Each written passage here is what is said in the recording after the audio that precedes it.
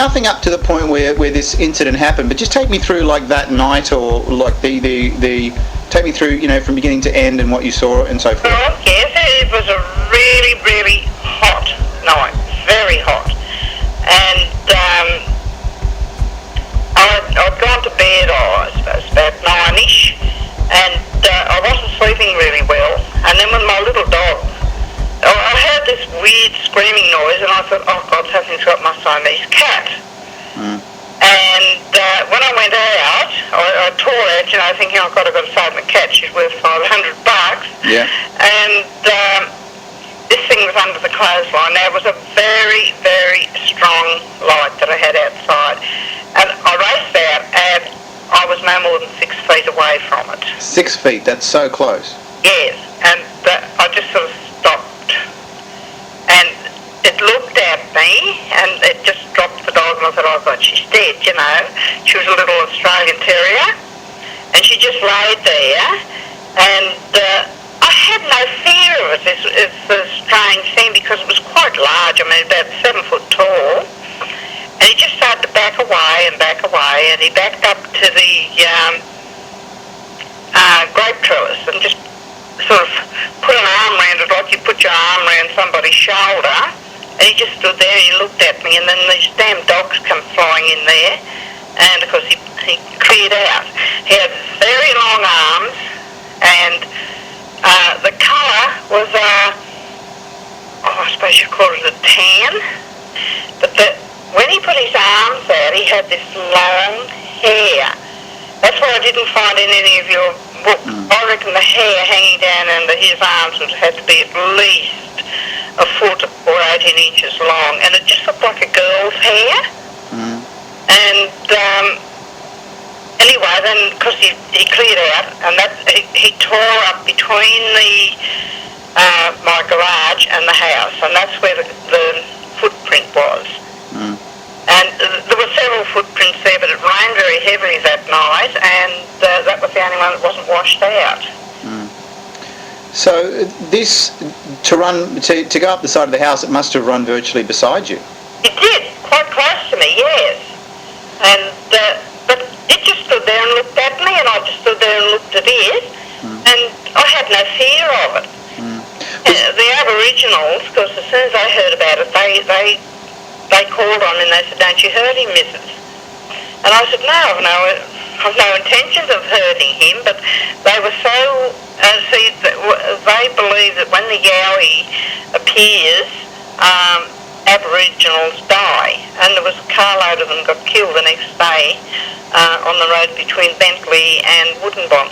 Bentley is a road going to Lismore. What an interesting coincidence. Or is it? I don't think it is a coincidence myself, but they went and they camped up at the cemetery. So that night, about what time did the experience happen? Was it? Say 11:30, 12. And the first thing you heard was an unusual sound. It was the screaming noise, and I think she was a savage little dog, and I think she was very protective, and I think that she attacked him, and he was making the noise. But the old chap, he's gone now, but next door, he heard the grunting noise. It sounded just like a pig. So you said a scream, and then you're saying a grunting noise. Was it both, or was it? Both. Yes, both. I think when the dog attacked him, he grabbed it and he was sort of screeching at it. So was it like an actual scream, or was it like a? Oh, just a high-pitched sort of screaming noise. And what was the grunting noise like? Well, the grunting noise was before. The old chap next door heard that. There's only just a fence between us. Did you hear it at all, or? I beg your pardon? Did you hear the grunting noise? Yes. See, my husband, he saw the thing too, and he said, "Well, look, don't say anything." Wait a second. Did he saw it the second time, not the first time? He saw it both times. How did he see? Oh, that's interesting. That's an element of the story I didn't hear. Yes, because I said to him, I said, "Come and have a look out here." And he came to the door, and it was when he came there, it was sort of backing up towards the grape trellis. Now, I thought always, that's interesting, I always thought it was only you that saw it. No. And the old chap next door heard the noise too. So what did your husband say at seeing this thing? Did you speak at all? Well, he just said, you say nothing about this. He said, oh, we will be ridiculed, which is exactly what happened. And my children at school, they really did cop a lot of teasing over it. Yeah. But, yes, and I mean, none of us had been drinking or anything like that, and the light was really bright because as I ran out, because I thought maybe dogs or something had my cat, I turned the light on. Yeah. And he was just under the clothesline. Now, the clothesline from the light would have been maybe 6 or 8 feet. Okay, so you were that close. I was no more than 6 feet away from him. When you went outside, though, you couldn't see anything first, so your first thing was to switch the light on? Yes, I switched the light on as I ran out, and I was standing, I had a little path leading away from my patio to the clothesline. And the light I switched on inside because it had an inside switch that went out the light went out onto the patio. Right, now, as you observed this animal, was it on its hands and knees, or was it... No, it was standing upright and it had the dog clasped in its arms, just crushing it. Oh, okay, I thought when you first saw it was actually down or crouching or... No, it was standing upright and it had the dog in its arms, just like as if a person was standing there squeezing the dog. It had very long arms. I thought she was dead, and the smell was incredible. You know, I washed her the next day. I thought she would die. She was so crushed and so scratched. Was what was the smell like? Did you smell it when you were actually standing there, or only when you got the dog later? So much, but the dog was all sort of oily. Yeah. And if you've ever smelled a ferret, that is exactly what it smelled like. Could you smell it when you were standing there? I didn't really notice it. I was so concerned about the little dog and so amazed when I was standing under my clothesline that nothing seemed to register very much except that I could see this. He was absolutely beautiful. I mean, his head was small, very big chest, very long arms, and his legs in comparison to the length of his arms, his legs were rather short. So this thing, you said it was, I think you said something like 7 foot. How did you know how tall it was? Well, because I'm only 5 foot and it towered over me. Towered? Towered over me. What do you know what you weigh at the moment, Jean? How much what? Do you know what you weigh at the moment? What I weigh now? Yeah. I'm 10 stone 4. The reason I ask is I'm wondering, could you make a guess at what this thing weighed? Oh, hell. I reckon it had to be... See, I'm old and I still think in stones and whatever, but I reckon it had to be 15, 16 stone. Yeah. He was a big fella. Now this, when you were looking at it and the light was on, it was well illuminated from the top to the bottom? Absolutely. Yeah. So the light was virtually pointing straight at it almost? Yes, it was. It was a light that sort of was on the wall and... Pointed out into the backyard? Yes. Okay. Now, it was looking at you. Did it have an expression on its face? I mean, was it... It did in a way. It sort of looked about as surprised as I did, I think. It had rather large eyes, because it stood there, I suppose. We both sort of stood there for, I suppose, well, it seemed like ages, but I imagine it would have only been a minute or so before he started to back away. But I had no fear of him. I think the only reason that he would have hurt the dog was because she was savage and would have attacked him. And did it look like, I mean, when you actually saw it, was it really looking like it was harming the dog or merely just trying to make it quiet? No, it looked like it was trying to kill it. Oh, really? Yeah. Yeah. She was badly hurt. It took her, well, actually she never really got over it. She died about 6 months later, but I think she was pretty well crushed inside. But its arms were very powerful. So it looked like a muscly. Could you see muscles on the creature? Like, I mean, solid, or was it? Very hairy. It was a bit hard, but what took my eye mostly was when it held its arms out, when it dropped the dog and held its arms out, was this long, sort of a wavy, very fine hair. That hung down from the underside of the arms. Down from the underside, and it had shortish hair on its shoulders, wide shoulders. Yeah, wide shoulders. Yeah, its head was rather small. It had ears that looked just like a human's ears, only larger. Yeah. And its head, the hair on its head wasn't terribly long. It was like a fringe just above its eyes. Mm. And I never saw the back of it because he backed away. So did it have a long neck or a short neck? Short neck, very short neck. It looked like the head was almost perched on the shoulders, but he was a bit crunched up, as much as say, hey, you're going to hurt me sort of thing. But Okay, what about, describe the face to me. I mean, you know, all up, the nose, mouth, whatever you saw. well, you've seen photos of Neanderthals. Yeah. Something like them, only it didn't have the big nose. Its nose was more like apish. So do you mean a flat sort of nose, wide nose? Or? Yeah, sort of, well, you know, it wasn't completely flat, but it had very large nostrils. Its mouth was rather large, and its sex organs were huge, if you don't mind me saying so. Pardon me? Its sex organs were very big. So, and you know, that's interesting, given that it's a point that not many people sort of, well, maybe for modesty's sake, mention, but that's interesting. So this was... Maybe I shouldn't have mentioned it, but yes, there was no doubting that he was definitely male. That's interesting. So I would have, like, normally I guess maybe we researchers just assume these things are so full covered with hair, but you're saying that area wasn't that covered with hair, or it was coming out? It wasn't. You know, when you look at a dog's tummy and a dog sort of hasn't got a lot of hair underneath its tummy. Yeah. Then it sticks out. Exactly. Yeah. Well, he had fine hair in the pubic area, not long bushy hair by any means. So wait a second. He must have had very long hair on the top of his body and not much down below. Exactly. His legs were very hairy. But you're saying it was sort of patchy around around you know, the that area. part. He sort of, he had hair there, but it was very fine. That's interesting. So it almost looked like a bald patch. Or am I describing it wrong?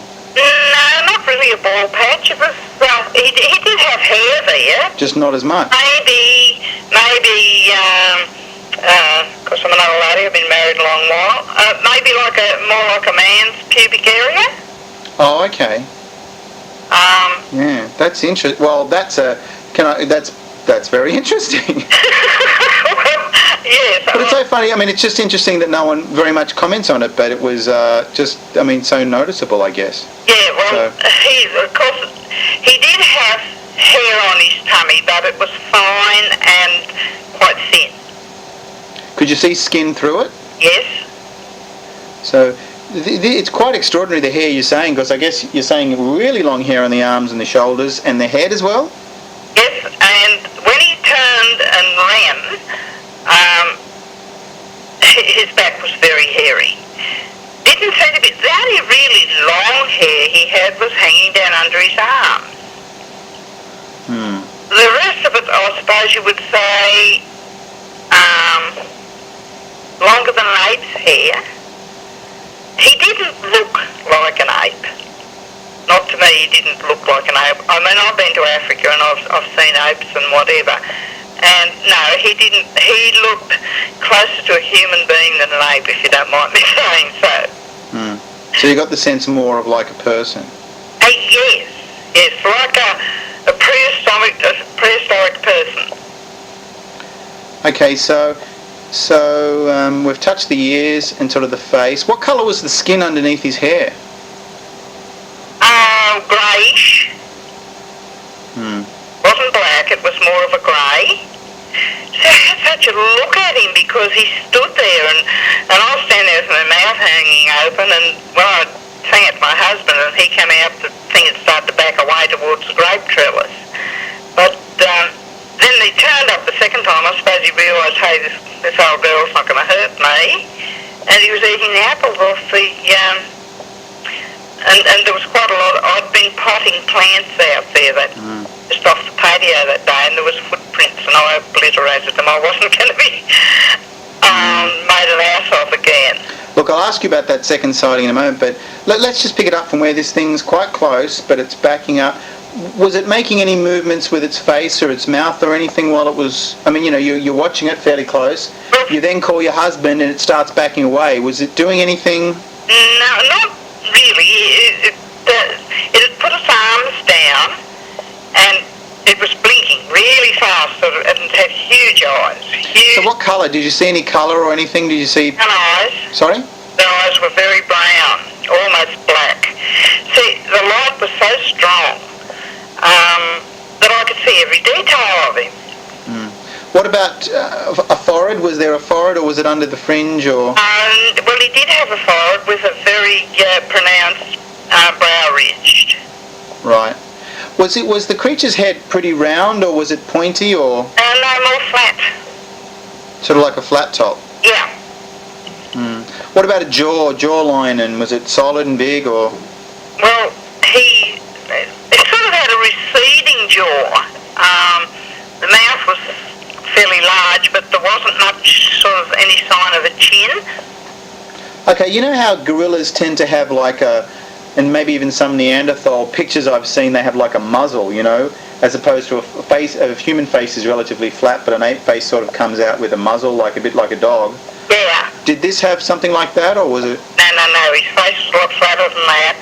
But he, I don't know, he sort of, if I could draw something I could show you, he had a big mouth, his nose wasn't sort of, you know how an ape's, it's more or less just nostrils, it's sort of on his face.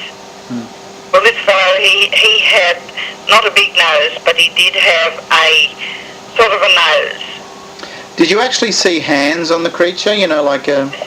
Yes, they were very thin, very long fingers, a lot of hair on the hands. Look, can I ask, since it's just Ask, I can ask you embarrassing questions like this. Since you were looking at what looked like its penis, was it like a human penis or different? Very like a human penis. Very like one. Very?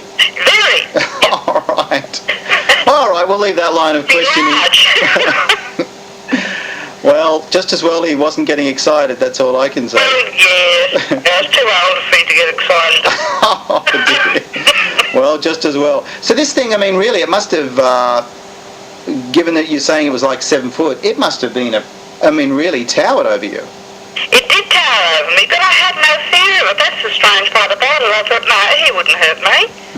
What about how, I mean, it must have been pretty wide. You're saying that it had was quite a wide thing, it wasn't thin and lanky, it was quite solid? It was very wide in the shoulders, but it did drop very much away towards the hips,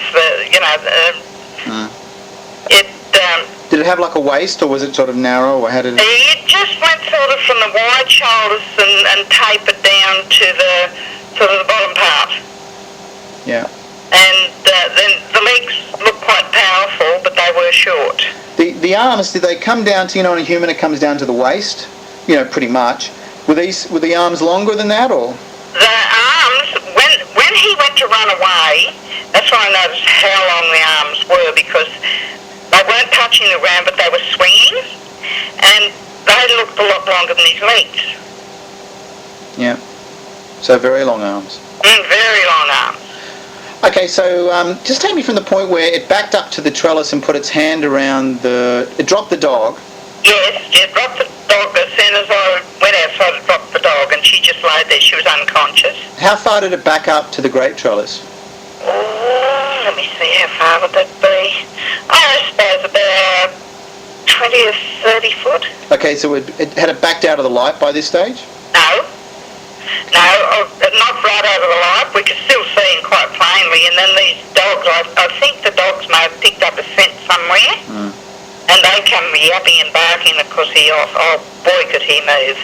So when he ran off, which was would have been to your left? Yes. Up the side of the house. Excuse me, yes. So did the dogs actually turn up in the back of your house, or they were just very close yapping? Well, when they came up to where the house is, I hooted them. But of course, he ran across the road, because there's houses where there wasn't houses then, straight across to where the manse is now, straight across there.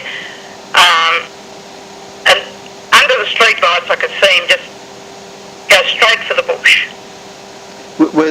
Was there fairly thick bush pretty close to where you live? Yes, there's a huge forest there. There's 10,000 acres of forestry.